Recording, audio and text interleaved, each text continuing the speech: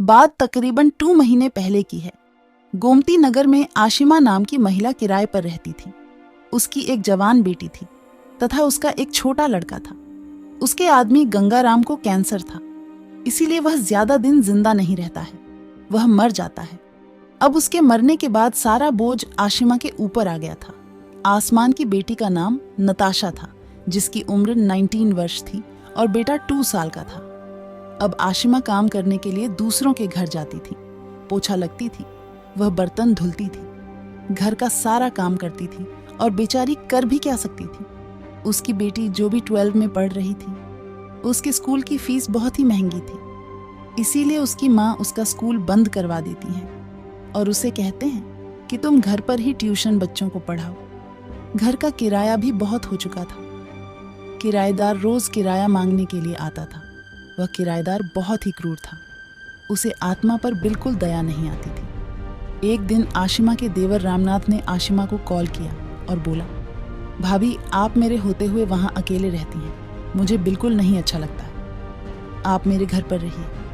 आकर फिर आशिमा ने कहा, ठीक है देवर जी, जैसा आपने कहा वैसा ही करेंगे। फिर आशिमा अपनी बेटी नताशा और अपने बेटे को लेकर देवर के घर चली जाती है। अब होती है दिल दहला देने वाली कहानी की शुरुआत। आशिमा के देवर की गंदी नज़र पहले से ही उसकी बेटी नताशा पर थी और आशिमा को यह कुछ भी मालूम नहीं था कि उसने क्यों बुलाया है। मुझे यहाँ पर रहने के लिए।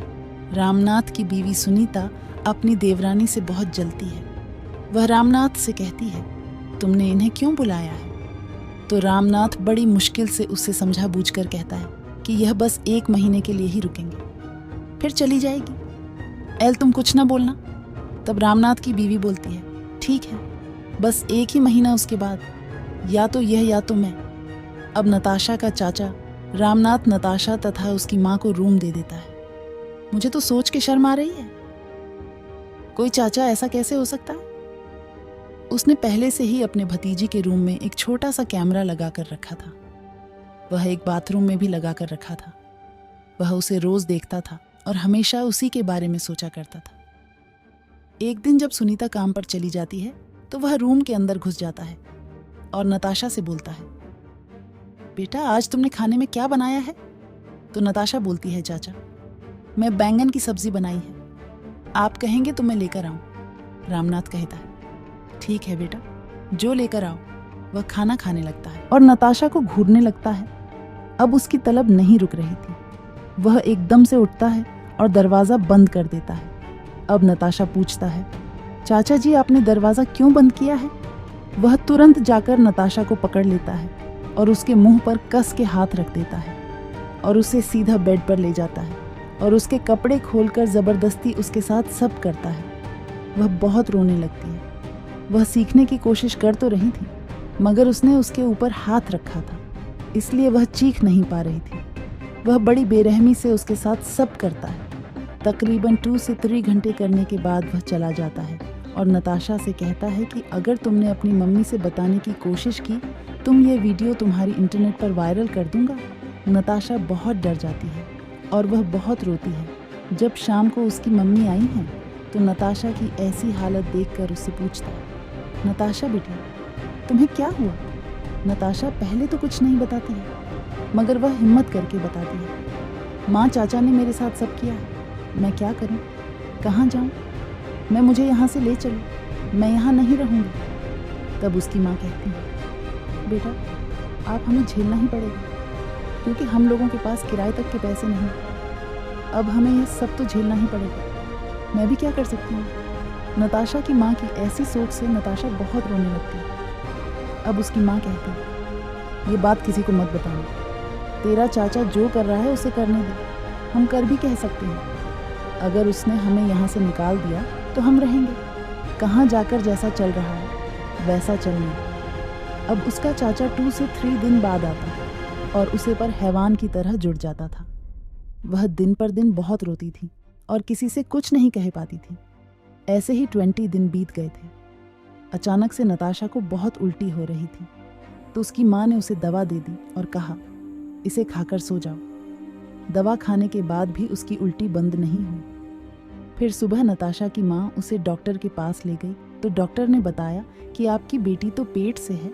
तो नताशा की माँ बहुत हैरान हुई और वहीं हॉस्पिटल में रोने लगी। वह कहते हैं, यह तूने क्या किया? अब मैं क्या करूँगी? मैं तो कहीं मुंह दिखाने के लायक नहीं रही। फिर माँ बेटी दोनों घर चले जाते हैं। अब उसकी माँ कहती है, बस बेटा 10 दिन की बात है, 10 दिन और रह लेते हैं, उसके बाद हम किसी दूसरे घर में किराए पर रहने चले जाएंगे। यह कहकर उसकी माँ अपने काम पर चली जाती है। अब तुरंत ही उसका चाचा आता है और बोलता है, नताशा कैसी हो, क्या हो गया? तुम्हें तो रोती हुई रहती है कि आपने क्या किया। मेरी तो जिंदगी बर्बाद कर दी, मैं पेट से हूँ।